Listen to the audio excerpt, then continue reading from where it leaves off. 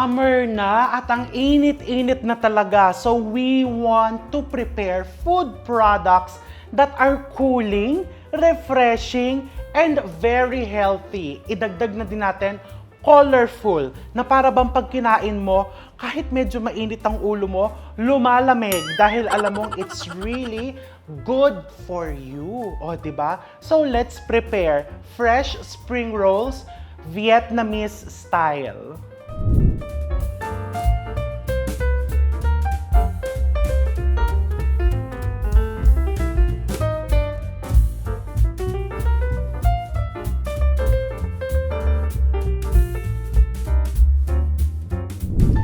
This is very, very easy. O, wag nyo akong ibabash. Alam ko, sasabihin ng iba sa inyo, lalo na ang mga taga-Vietnam, iba po ang nilalagay naming panlaman. Uunahan ko na kayo. Pwede mong ilagay dito kung anong feeling or kung anong panlaman ang makakapagpasaya sa'yo. Kung gusto mong lagyan ng shrimps, gusto mong lagyan ng crab meat, gusto mong lagyan ng shredded chicken, gusto mong lagyan ng lobster, kahit na ano, pwede mong ilagay sa loob. But today, simple lang po ang ilalagay ko because this is very budget-friendly and I promise you, sauce ang magdadala. So, paano yan? First, you go to the grocery store and you just buy spring roll wrapper. Ayan lang yung ganito. Nabibili lang yan sa mga leading grocery stores, no? And the beautiful thing about this rice wrapper, hindi mo siya kailangan i-ref. Okay? Nasa labas lang yan. Huwag mong hanapin dun sa mga chiller section. Normally, nandun yan sa Asian section. No? So, how do you prepare this? Very basic. You just read the instruction. No? Sasabihin nila, kaya nga nanonood kami para hindi na magbasa. Ano ba yan? Pakita mo na lang. So, I have here, kung pumili ka ng pinggan or container na mas malaki ng konti dito sa iyong wrapper. Because the goal, papalambutin mo siya. No? Papalambutin mo to para maging pliable. So I just have here hot water. You have to be careful. Konting hot water. I'm just using ketchup. Social na ketchup that I got from IKEA. Pinilahan ko po yan. So, puriin nyo ang mga magagandang towelettes na to. So, that's hot water. And I'm also going to put room temperature water. Ganyan lang. Okay, ba't nilagyan ng room temperature? Para hindi ka mapaso. So, you just lukewarm. And then, etong wrapper mo, iipit mo lang dyan. Maganda yung dalawa, no? Para by the time natapos ka dun sa isa, may naka-ready na isa pa. And then you just set it aside here.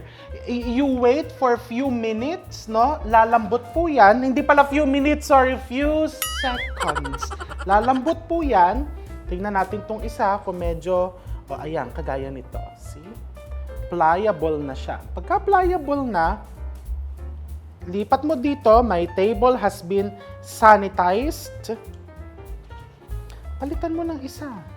Okay? I-check mo din yung isa. Baka malambot na. Ayaw mo lang masobrahan sa babad, ha? Kasi pagka nasobrahan po sa babad, hindi po maganda. And then, I have here lettuce. Ilagay mo lang dyan sa gitna. Yung lettuce, carrots that I've julienned or I cut ng pahabang ganito. This is just cucumber na kinat ko din ng pahaba.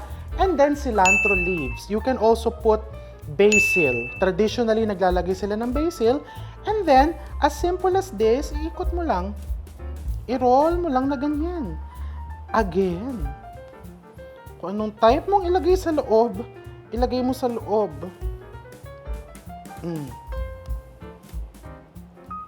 Isn't it bongga? And of course, the general rule, yung una mong binalot, itry mo. So crunchy. Siyempre, wala pang sauce. Tinry lang natin para makita mo yung loob. Gusto mo na ba yung arrangement? Parang bulaklak lang yan. Pag kinagat mo, or pag nakita mo pa lang, no, kinagat mo at nakita mo, kailangan nare-refresh ka. So, natutuwa ka na ba sa arrangement? Natutuwa ka na ba sa ratio ng carrots, cucumber, cilantro? Ako natutuwa na. So, basta natuwa ka, basta naging masaya ka, ituloy mo lang. Huwag ka magpapapigil. Hindi na ako makapagsalita. Manood na lang kayo.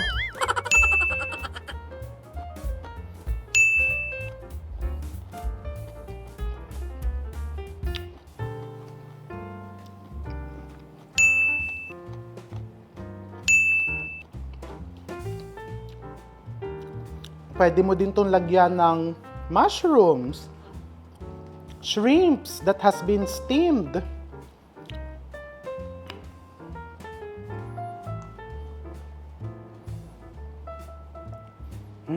Nakaka-proud.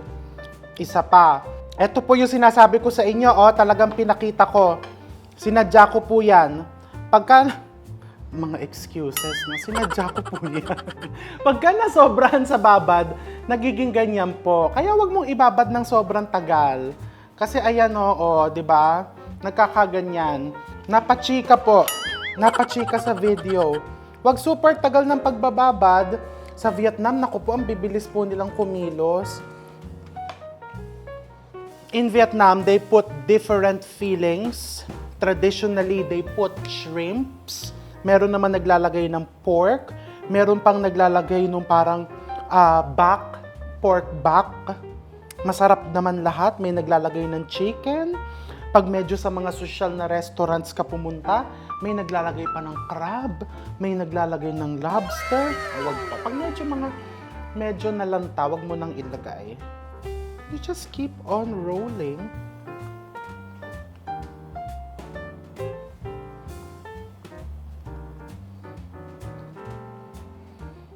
Okay? And subukan mong pagpantay-pantayin. Ano ba yan? Teka, para naman nagpa-practice pa ako, no? This is best kung ikaw ay magpapa-party.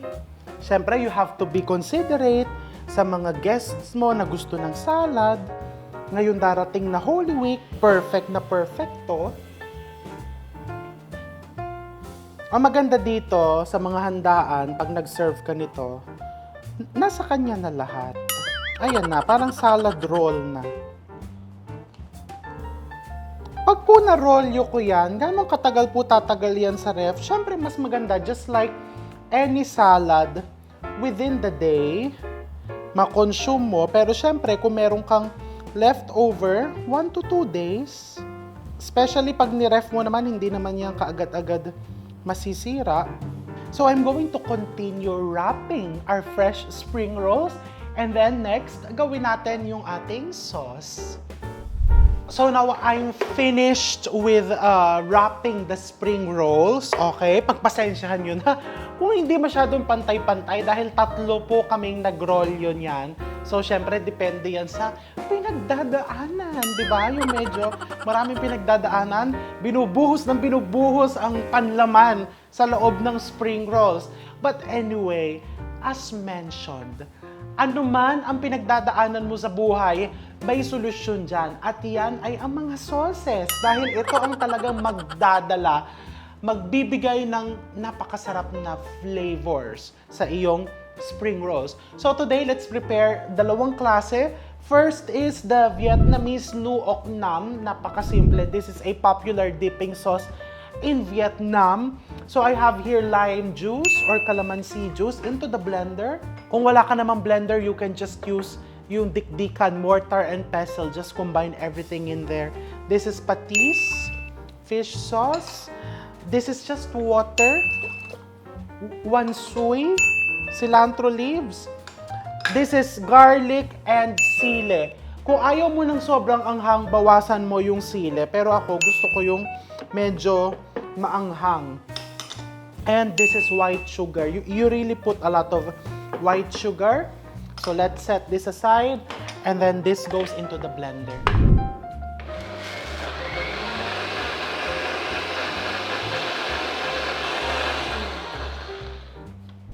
Okay. Amoy Vietnam. Ay, nako.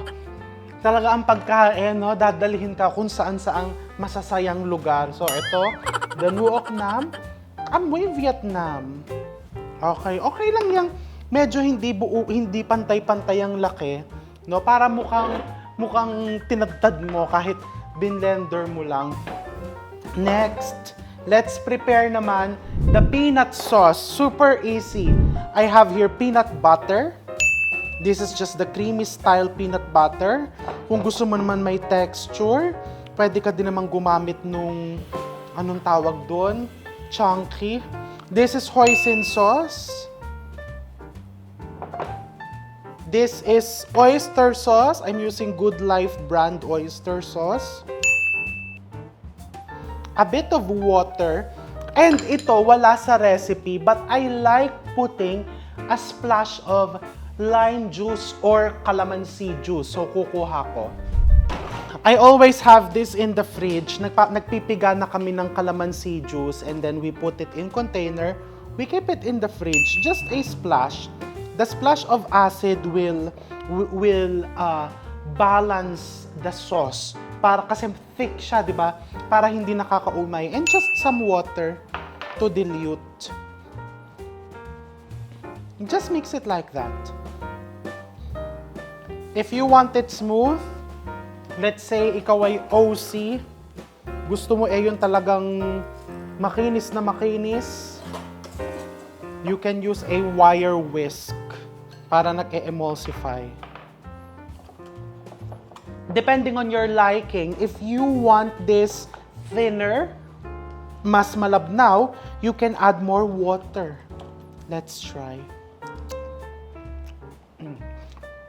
Lagyan kong konting water para lang mas thinner.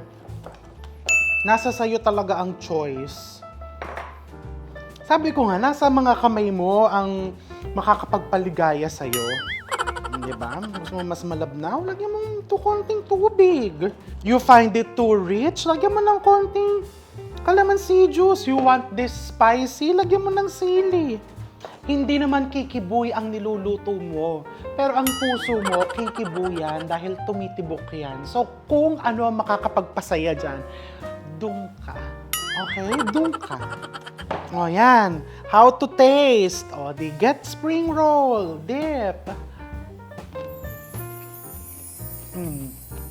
Sino nagbalot sa inyo nito? May pinagdadaanan o tinipid. Tinipid niya ang laman. Pero okay lang yan. Madadaan yan sa sauce.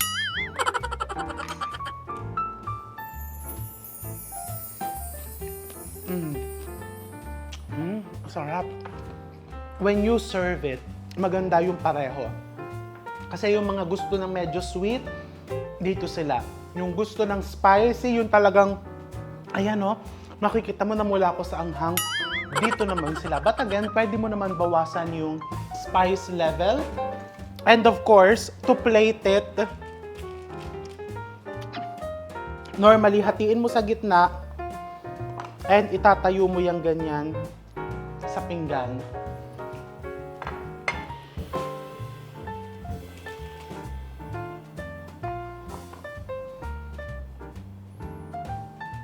Oh, di ba? Hindi pantay. Bawasan mo yung ilalim. Oh. And then you put the sauce. And then you just put some sauce on the side. Peanut sauce. If you want it more aromatic, pwede mo din lagyan ng sesame oil sa ibabaw. I put it on top para hindi umaanta. Kasi pagka hinalo ko agad, mabilis siyang magiging rancid. And then ano ba ito? Pinahirapan ko sarili ko. Charita, ginamit. Ayan, just serve it like that. O, diba?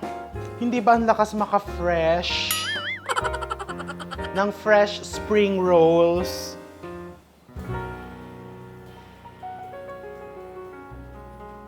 Oh, tikman natin ulit. Baka sabihin nyo, paulit-ulit mo nang tinikman yan. Kanina. Sige lang.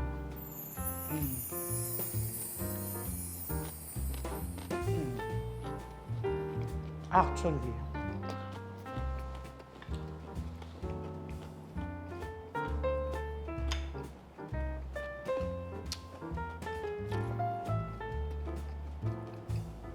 pwede mong paghaluin. Ano bang pakialam nila, di ba? Kung happy kang Pareho mo. Sasawsaw yung spring roll mo dyan. Kaya nga spring roll mo, di ba?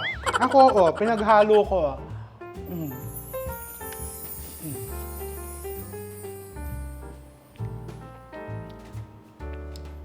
Tama ba?